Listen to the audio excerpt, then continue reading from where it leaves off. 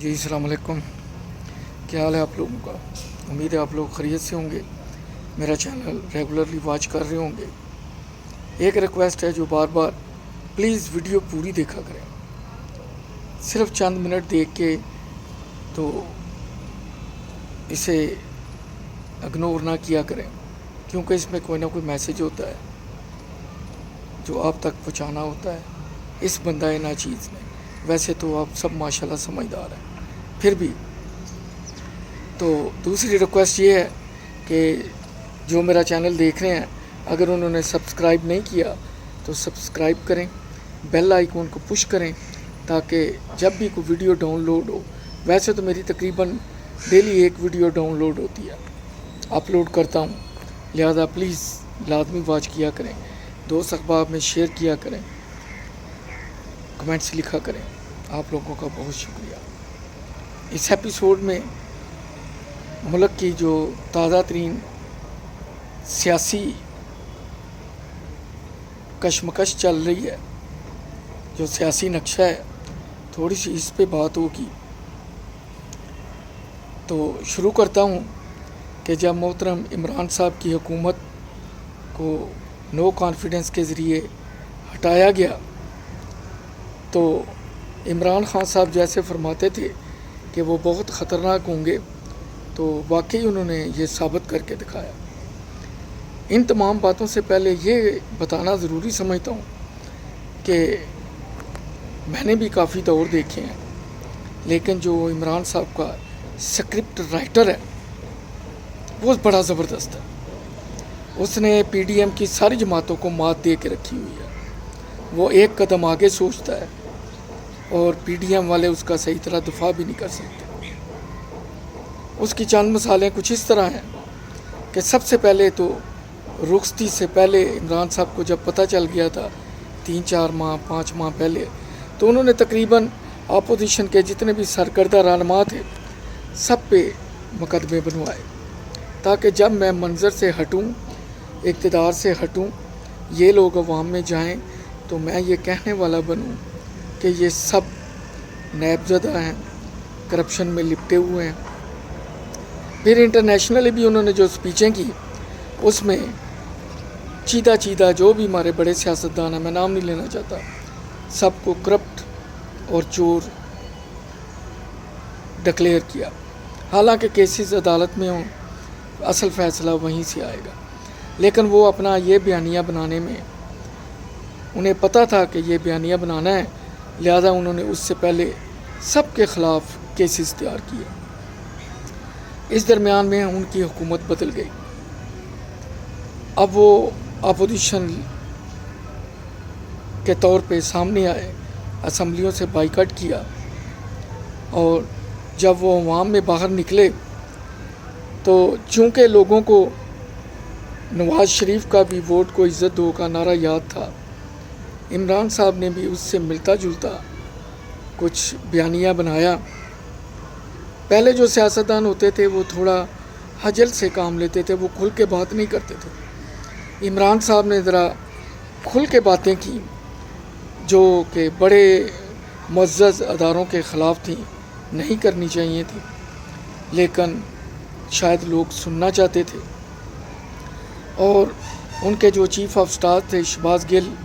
انہوں نے بھی ٹی وی پروگرام کر ڈالا، تو ان کو پتہ تھا، انہوں نے اب یہ بیانیہ بنانا شروع کر دیا چونکہ یہ میرے خلاف ہیں، یہ امپورٹر رجیم ہے اور خام میرے خلاف مقدمے بناتی ہے، خام مجھ پہ کرٹیسائز کرتے ہیں، حالانکہ جو ان کی باتیں تقریروں میں ہوتی ہیں وہ واقعی کسی حد تک قابل اعتراض ہوتی ہیں، لیکن یہ وہ بیانیہ بنانے میں کامیاب ہو گئے کہ دیکھیں یہ لوگ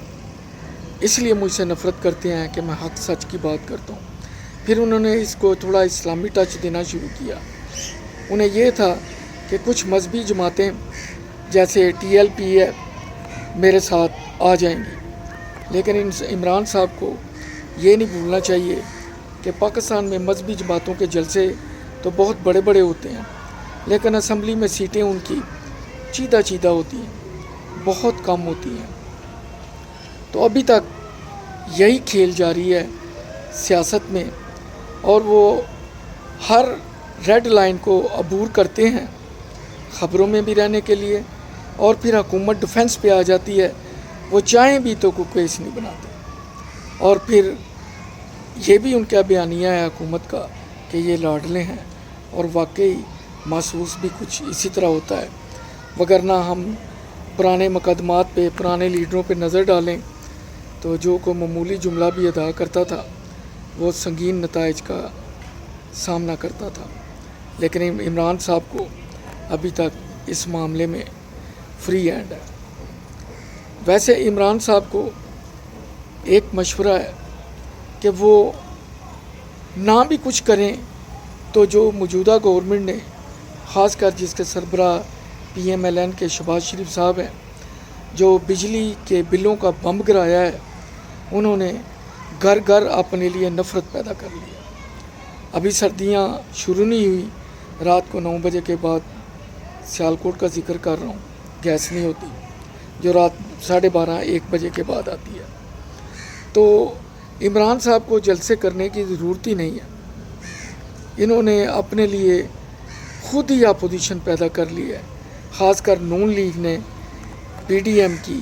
سربراہی قبول کر کے، اور ان کا یہ ووٹ بینک بری طرح متاثر ہو رہا ہے،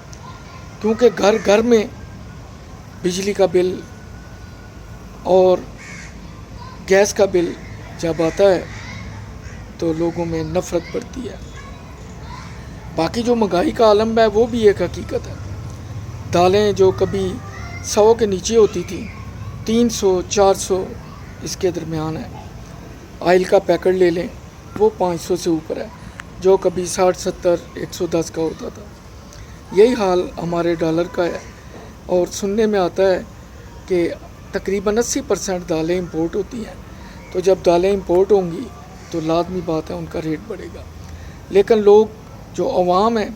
اگر دالوں سبزیوں کا ریٹ بڑھتا ہے تو ان کے ذہن میں آتا ہے کہ شاید یہ آڑھتیوں کی وجہ سے ہے، یہ تاجروں کی وجہ سے ہے، یہ چین آف سپلائی ڈسٹرب ہونے کی وجہ سے ہے،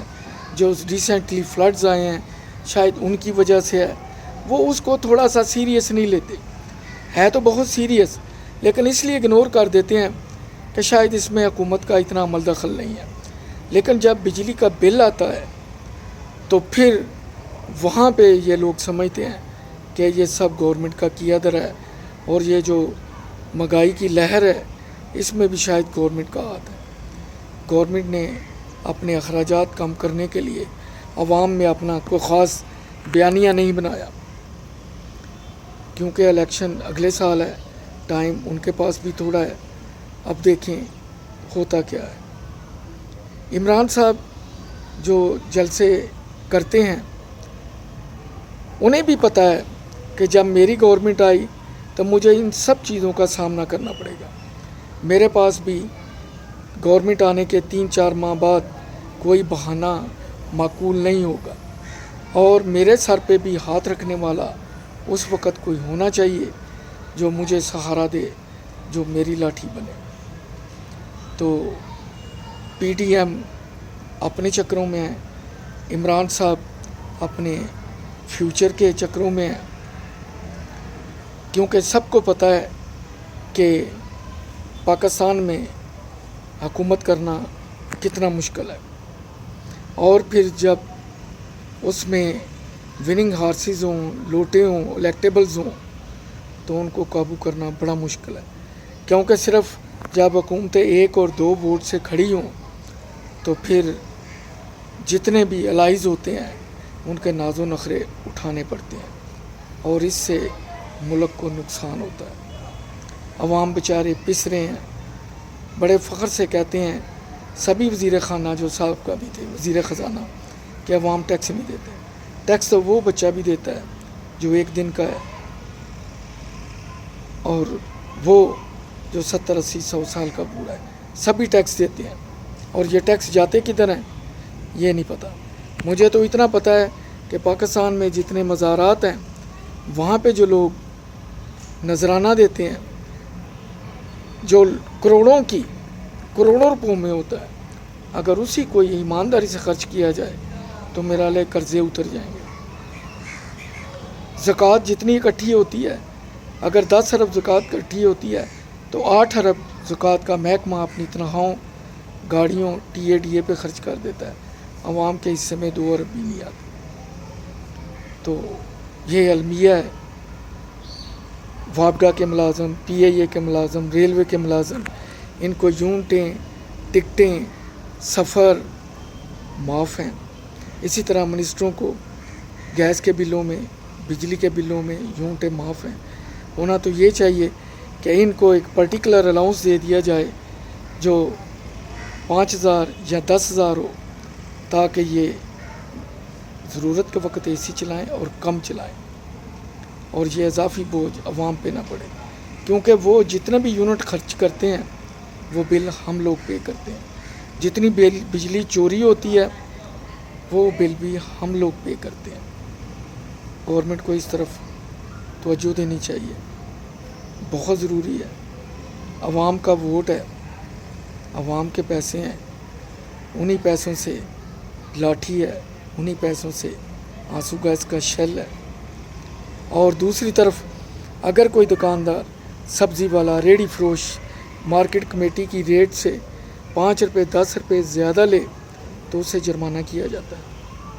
بلکہ کئی دفعہ FIR بھی کاٹ دی جاتی ہے۔ میرا خود سپر سٹور تھا، میں اس میدان میں کافی دیر رہا ہوں۔ لیکن دوسری طرف حکومت جب چاہتی ہے بجلی کے بلوں میں اضافہ کر دیتی ہے، کیا وہاں بھی کوئی پوچھنے والا ہے؟ یہاں بھی کورٹس کو، معزز عدالتوں کو سو موٹو لینا چاہیے کہ ایک ریڑھی والا، ایک رکشے والا، ایک کمرے میں ایک پنکھے میں رہنے والا 30,000 بجلی کا بل، یہ زیادتی ہے، ایسا نہیں ہونا چاہیے۔ میری گفتگو میں کوئی لفظ برا تو معذرت چاہوں گا، کمنٹس ضرور لکھیے۔ کسی کی دل ازاری ہوئی تب بھی معذرت چاہوں گا۔ مجھے اپنی دعاؤں میں یاد رکھیے۔ ایپیسوڈ میں نئے ٹاپک پہ پھر بات ہوگی۔ اللہ حافظ۔